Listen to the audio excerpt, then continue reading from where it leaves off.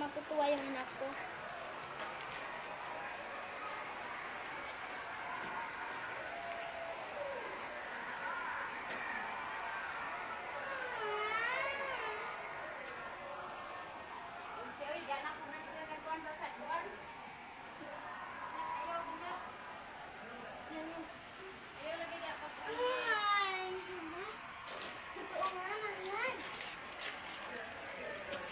Charon ni Mangwan.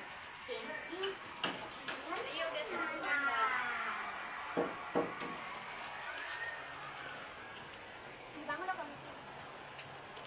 Nay, ano? Thank you ha. Okay. Thank you dito sa chicharon, Nay. Okay.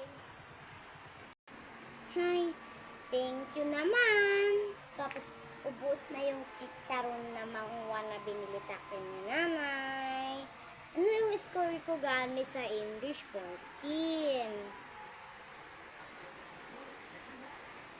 Kasi, pagkita ko to kay Nanay, para proud naman siya sa akin. Ano nga yun sa ano? Ano yun? Ay, tignan ko muna.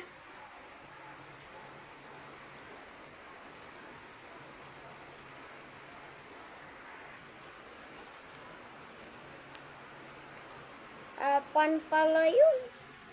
Ba yan? Makalimutin talaga ako. Sunod naman na GMRC. Dahil papakita ko to kay Nanay. Proud siya sa akin. Isusurprise ko siya. Pero sayang naman sa Pilipino. 6 lang ako.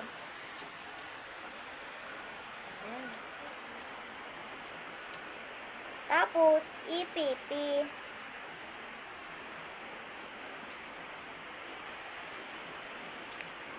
Sunod naman, 39 yung EPP, science naman.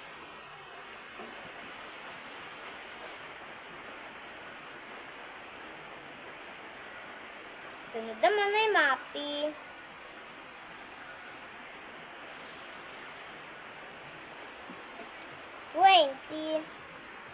Papaalam sa math, kaya papakita ko to kay Mama.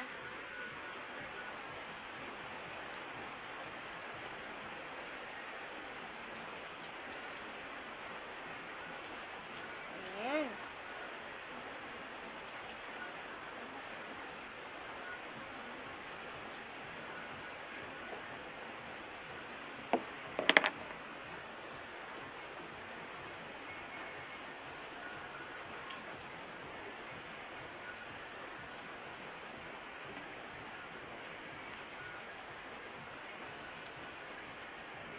Ayan.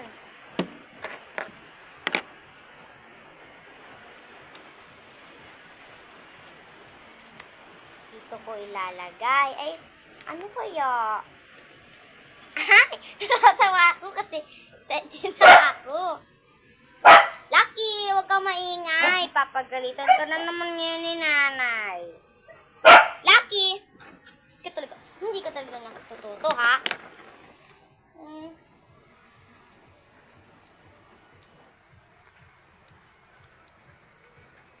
Nanay! Ano yun, anak? May surprise ako sa'yo. Ano naman? Tignan niyo po yan. Paniga. Naku, ang tataas ng score mo, anak. Proud ako sa'yo, anak. Thank you, Nanay. Tignan niyo po, pero sa Pilipino po ay 6 lang ako. Okay lang yan. Ate Smero. Basta proud ako sa'yo. Thank you, Nanay. Ba kayo, Di ba? Thank you dahil proud sa akin si Nanay. Ito yung pangalan niya. Lisa. Anak, meron ako isang surprise sa'yo. Ano yun, Nay? Gusto mo ng cellphone? Opo. Ito yun, oh. Thank you, Nanay. Ano po to? Ano pong password? Basta alam mo na yan. Ano po? 888? Oo. Wow, ang ganda ng sunscreen. Thank you, Nanay. Basta wag kang makulit. Oo, Nanay. Huwag kang pupunta sa ibang bahay.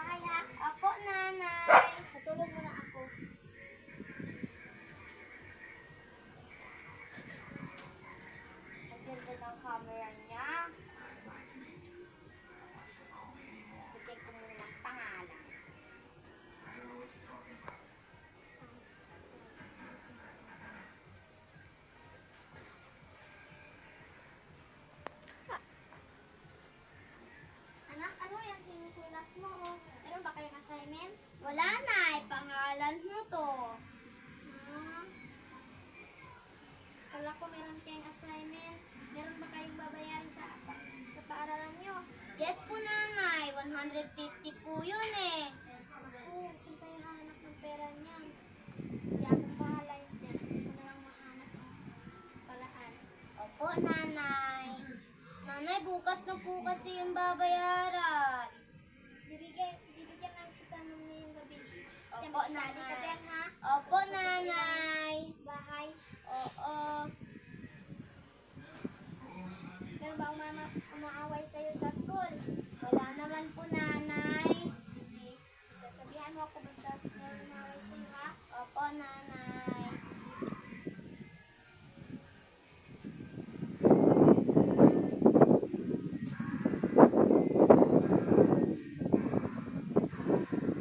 Anak, meron ako sasabihin sa'yo. Ano yun, nay?